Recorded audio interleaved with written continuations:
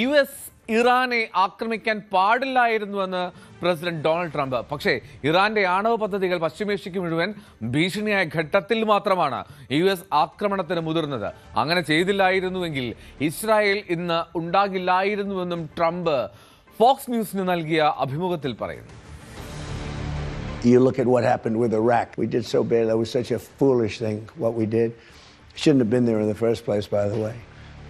And shouldn't have been in Iran. But Iran has the capability. If we didn't hit them with the B-2 bombers 9 months ago, they would have a nuclear weapon right now. And it would be a whole different story. Probably would have used it. You probably wouldn't have had you wouldn't have had Israel, but you probably wouldn't have had a Middle East. And then where do they go from there? സമാധാന കരാർ നീളാൻ സാധ്യതയുണ്ടെന്നാണ് സൂചന. ഇറാനുമായി കരാറുണ്ടാക്കുന്നതിൽ US-ന് യാതൊരു തിടുക്കവുമില്ല എന്നും Trump പറയുന്നു. ഒന്നും ആലോചിക്കാതെ ഒരു കരാർ ഒപ്പിട്ടാൽ അത് അബദ്ധമാകും. അതുകൊണ്ട് എല്ലാ വശങ്ങളും പരിശോധിച്ചാകും ചർച്ചയെന്നും കരാർ സാധ്യമായാൽ ഉടൻ തന്നെ ഹോർമുസ് കടലിടുക്ക് പൂർണ്ണമായും ഗതാഗത യോഗ്യമാക്കുമെന്നും ട്രംപ് പറയുന്നു. അജയ് സുധാബിജു കൂടുതൽ വിവരം നൽകും. അജയ്, ഗത്യന്തരമില്ലാതെ ആക്രമിച്ചു എന്ന് ട്രംപ് പറയുന്നു, യുദ്ധത്തെ ന്യായീകരിക്കുന്നുമുണ്ട്. പക്ഷെ അത് വേണ്ടിയിരുന്നില്ല എന്നൊക്കെ പറയുന്നു. എന്താണ് ട്രംപ് ഉദ്ദേശിക്കുന്നതെന്നും വ്യക്തമാകുന്നില്ല. എൽദോ, ട്രംപ് നിലവിൽ ഇറാനിൽ നടത്തിയിട്ടുള്ള ആക്രമണത്തെ മുൻപ് അമേരിക്ക ഇറാഖിൽ നടത്തിയിട്ടുള്ള ആക്രമണവുമായി താരതമ്യം ചെയ്താണ് ഫോക്സ് ന്യൂസിന് നൽകിയിട്ടുള്ള അഭിമുഖത്തിൽ പറയുന്നത്. അദ്ദേഹം തന്റെ ഫോക്സ് ന്യൂസിലെ അഭിമുഖം ഉടൻ തന്നെ ഉണ്ടാകുമെന്ന് ട്രൂ സോഷ്യൽ വഴി അറിയിച്ചിരുന്നു.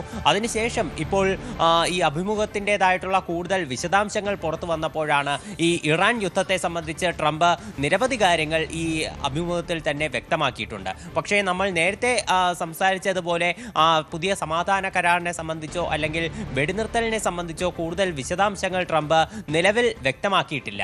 ഈ പുതിയൊരു കരാർ ഉണ്ടാക്കാൻ തനിക്ക് തിടുക്കമില്ല എന്ന് മാത്രമാണ് ട്രംപ് പറഞ്ഞു വെക്കുന്നത്. പിന്നെ ട്രംപ് പറയുന്ന മറ്റൊരു രസകരമായിട്ടുള്ള കാര്യം, തങ്ങൾ നിലവിൽ ഇറാനിൽ ആക്രമണം നടത്താൻ പാടില്ലായിരുന്നു എന്ന് ട്രംപ് പറയുന്നുണ്ട്. ഇതിനെ ഇറാഖുമായി ബന്ധിപ്പിച്ചുകൊണ്ടായിരുന്നു ട്രംപ് പറഞ്ഞിരുന്നത്. അതായത് മുൻപ് അമേരിക്ക ഇറാഖിൽ നടത്തിയിട്ടുള്ള ആക്രമണം എല്ലാവർക്കും ഓർമ്മയുണ്ടാകും. 2003 വെപ്പൺ ഓഫ് മാസ് ഡിസ്ട്രക്ഷൻ അത് ഇറാനിലുണ്ട് എന്ന് ആരോപിച്ചുകൊണ്ട് അമേരിക്ക ഇറാഖിൽ വലിയ തരത്തിലുള്ള ആക്രമണം നടത്തുന്നത്.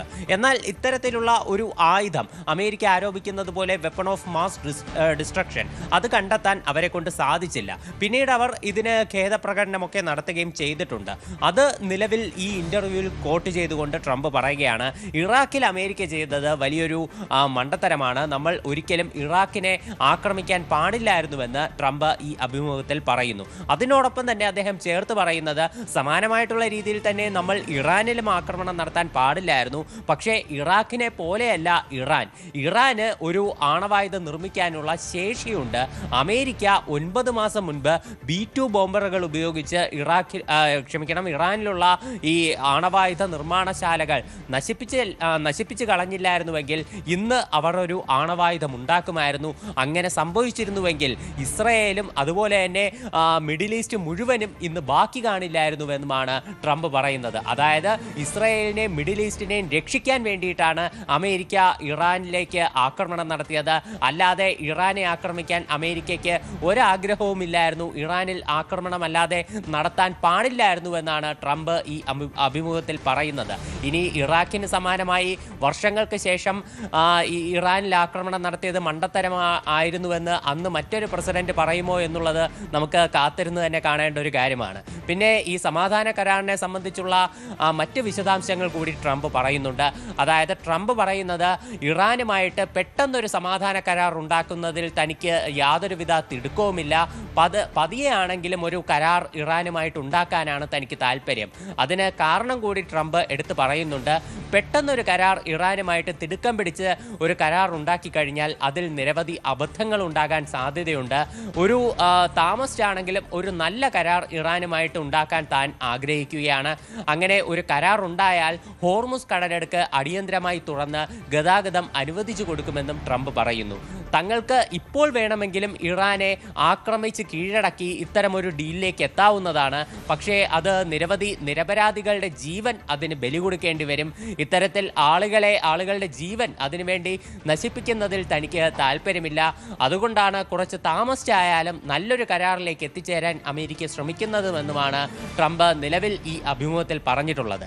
ഇതിലൂടെ നമുക്ക് മനസ്സിലാക്കാൻ സാധിക്കുന്ന ഒരു കാര്യമെന്ന് പറയുന്നത്, ഇപ്പോൾ നിലവിൽ അമേരിക്കയും ഇറാനും തമ്മിൽ ചർച്ച ചെയ്തുകൊണ്ടിരിക്കുന്ന ഈ 60 ദിവസത്തെ വെടിനിർത്തൽ കരാറിനുള്ള കരട് രേഖ, ഇതിലാണെങ്കിലും ട്രംപിന് അതൃപ്തിയുള്ള നിരവധി കാര്യങ്ങളുണ്ട് എന്നാണ് നമുക്ക് നിലവിൽ ഈ അഭിമുഖത്തിൽ ട്രംപ് പറയുന്ന കാര്യങ്ങളിൽ നിന്ന് സൂചനകൾ ലഭിക്കുന്നത്. അതുകൊണ്ട് ഇത് തള്ളിക്കളഞ്ഞാൽ അന്നുന്നയിക്കാനിരിക്കുന്ന ഒരു ന്യായീകരണങ്ങൾക്ക് ഒരു വഴി തെളിയിക്കുകയാണ് ട്രംപ് ഈ അഭിമുഖത്തിലൂടെ ചെയ്യുന്നതെന്ന് നമുക്ക് നിലവിലെ സാഹചര്യത്തിൽ കരുതാനാകും. ചിലപ്പോൾ അത് കാരണം തന്നെയാകും ട്രംപ് ഈ സമാധാന ചർച്ചകളിലുള്ള തൻ്റെ നിലപാട് അറിയിക്കാൻ ഇത്തരത്തിൽ ഒരു കാലതാമസം വരുത്തുന്നത്. അജയ്, ഈ US പ്രതിരോധ സെക്രട്ടറി പറഞ്ഞത് കരാർ ഒപ്പിടുക, അല്ലെങ്കിൽ ഞങ്ങളുടെ സൈന്യത്തെ നേരിടുക എന്നുള്ളതാണല്ലോ. അപ്പോൾ ഈ കരാർ നീളുന്നു എന്നതിനൊപ്പം തന്നെ US അവിടെ ഒരു യുദ്ധസാധ്യത അല്ലെങ്കിൽ വീണ്ടും നേരിട്ടുള്ള ആക്രമണം തുടർന്നേക്കുമെന്നുള്ള ഒരു സൂചന കൂടി നൽകുന്നില്ലേ? തീർച്ചയായിട്ടും പ്രതിരോധ സെക്രട്ടറി ആയിട്ടുള്ള പീറ്റ് ഹെക്സറ്റ് അത്തരമൊരു കാര്യം തന്നെയാണ് പറഞ്ഞു വെക്കുന്നത്. സാധാരണ ട്രംപാണ് ഇത്തരം ഭീഷണികൾ മുഴക്കാറുള്ളത്.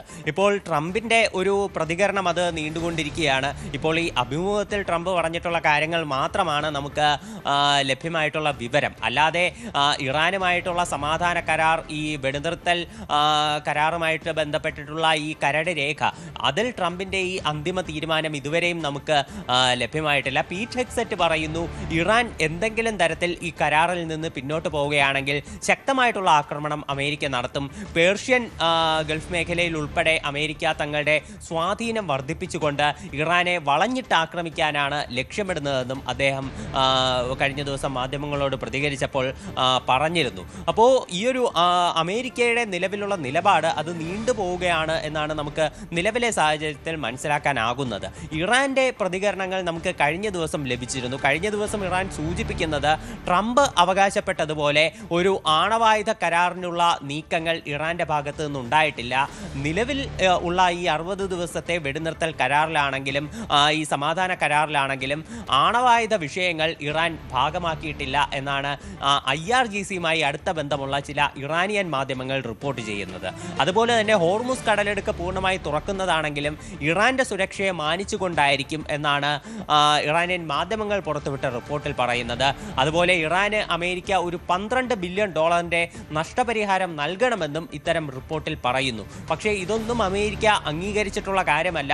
ചിലപ്പോൾ ഇത്തരം പ്രതികരണങ്ങൾ ഇറാനിൽ നിന്ന് വന്നതുകൊണ്ടുകൂടിയാകണം പീറ്റ് ഹെക്സറ്റ് ഇറാന് നേരെ വലിയൊരു ഭീഷണി കൂടി മുഴക്കിയിട്ടുള്ളത്. ഇനി എല്ലാവരും കാത്തിരിക്കുന്നത് തീർച്ചയായിട്ടും ട്രംപിന്റെ ഒരു നിലപാടിന് വേണ്ടിയിട്ടാണ്.